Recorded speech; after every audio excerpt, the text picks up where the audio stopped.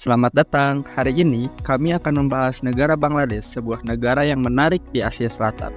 Sebelum kita masuk ke dalam pembahasan lebih mendalam tentang Bangladesh dalam 6 dimensi budaya Hofstede, mari kita terlebih dahulu membahas gambaran umum tentang negara ini berdasarkan analisis pestel yang telah kami peroleh dari berbagai sumber.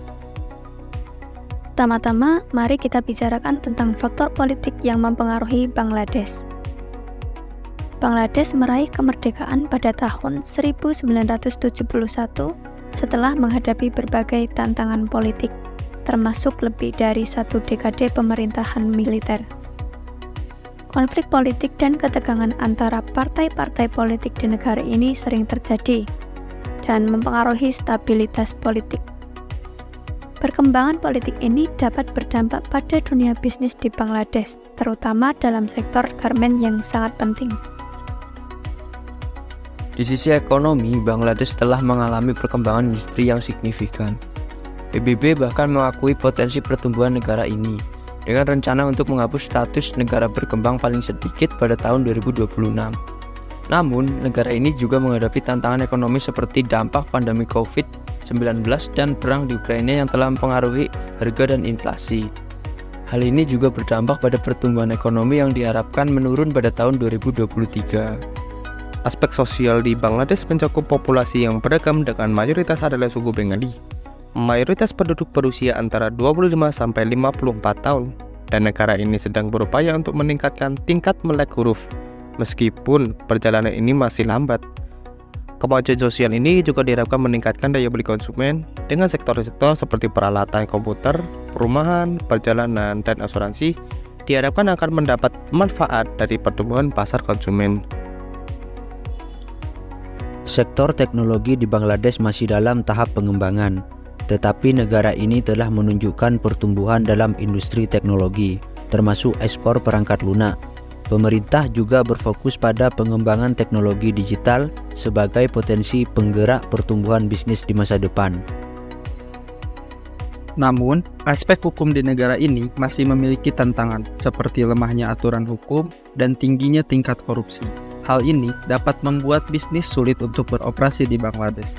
Tingkat pajak yang tinggi juga menjadi masalah untuk perusahaan, terutama untuk investor asing.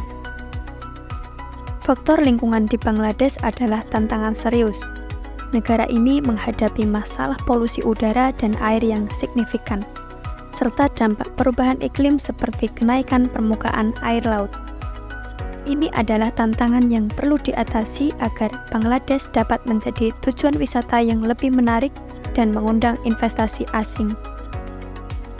Dengan pemahaman tentang gambaran umum Bangladesh berdasarkan analisis tadi, kita sekarang membahas negara ini lebih lanjut dalam 6 dimensi budaya Hofstede.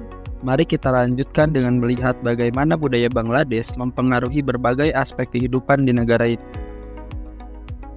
Dimensi pertama adalah power distance atau jarak kekuasaan dengan skor sebesar 80.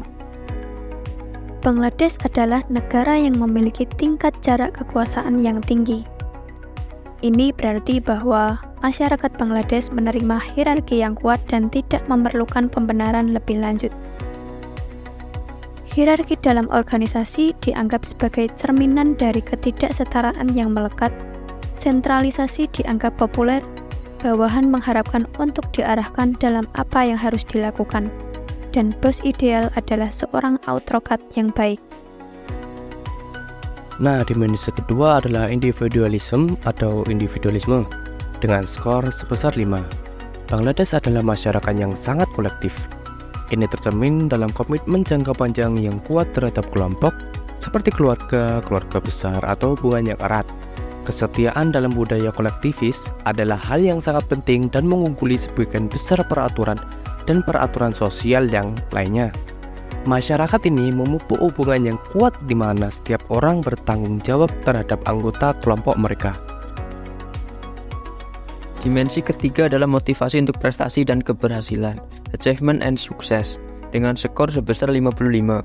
Bangladesh dapat dianggap sebagai masyarakat yang tegas. Ini berarti bahwa masyarakat Bangladesh cenderung didorong oleh kompetisi, pencapaian, dan keberhasilan. Sukses didefinisikan menjadi yang terbaik dalam bidangnya. Dan nilai-nilai ini dimulai sejak sekolah dan berlanjut sepanjang kehidupan organisasi. Konflik cenderung dipecahkan dengan cara bertarung. Dimensi keempat adalah uncertainty avoidance atau penghindaran ketidakpastian dengan skor sebesar 60. Bangladesh memiliki skor tinggi pada dimensi ini. Negara-negara dengan uncertainty avoidance yang tinggi menjaga aturan dan perilaku yang ketat, serta cenderung tidak toleran terhadap perilaku atau gagasan yang tidak konvensional. Dalam budaya ini, terdapat kebutuhan emosional terhadap aturan. Waktu dianggap sangat berharga, orang merasa harus sibuk dan bekerja keras, dan inovasi mungkin ditolak. Dimensi kelima adalah orientasi jangka panjang atau long term orientation dengan skor sebesar 38. Bangladesh memiliki budaya yang sangat normatif. Ini berarti bahwa orang-orang di Bangladesh memiliki kepedulian yang kuat terhadap pembentukan kebenaran mutlak, dan mereka sangat menghormati tradisi. Mereka cenderung tidak mengutamakan tabungan masa depan dan lebih fokus pada mencapai hasil dengan cepat.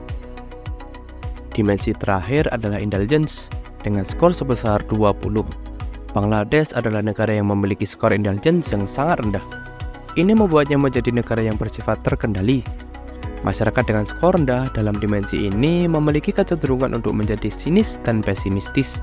Mereka tidak memberi penekanan besar pada waktu luang dan mengendalikan kepuasan keinginan mereka.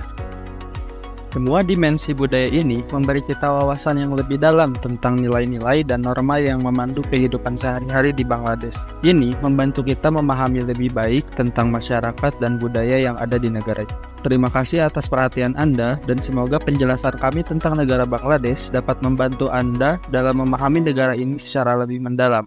Terima kasih dan sampai jumpa.